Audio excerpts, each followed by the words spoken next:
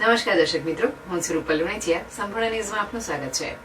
ડીસા નગરપાલિકા દ્વારા નર્મદા યોજના આધારિત વોટર ટ્રીટમેન્ટ પ્લાન્ટ માટે પાંજરાપોળની જમીન હસ્તગત કરવાના પ્રયાસો સામે ગૌપ્રેમીઓ અને જીવદયા પ્રેમીઓમાં ભારે રોષ ફેલાયો છે.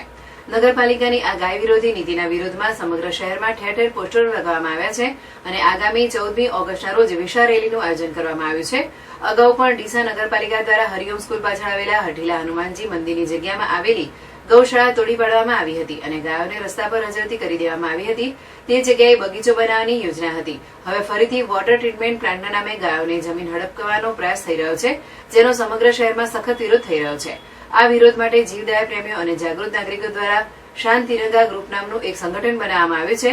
આ ગ્રુપ દ્વારા મોડી રાત્રે સમગ્ર શહેરમાં ઠેર ઠેર બેનરો અને પોસ્ટરો લગાવવામાં આવ્યા હતા, જેના પર નગરપાલિકાની ગાય વિરોધી નીતિનો વિરોધ દર્શાવવામાં આવ્યો છે.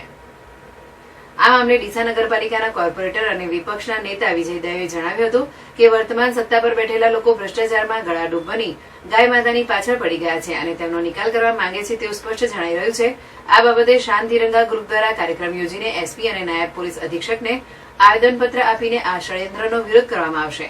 તેમણે વધુમાં જણાવ્યું કે નગરપાલિકા દ્વારા ભ્રષ્ટાચાર આચરવામાં આવી રહ્યો છે અને તેની ગાય વિરોધી નીતિ સામે શાંત તિરંગા ડીસા ગ્રુપ દ્વારા મોટા પાયે આંદોલન અને વિરોધ કરવામાં આવશે. ગુજરાતના તમામ નાગરિકોને આ વિરોધમાં જોડાવા અને આ ભ્રષ્ટ શાસન વ્યવસ્થાને જડમૂળથી ઉખાડી નાખવા સહભાગી થવા વિનંતી છે.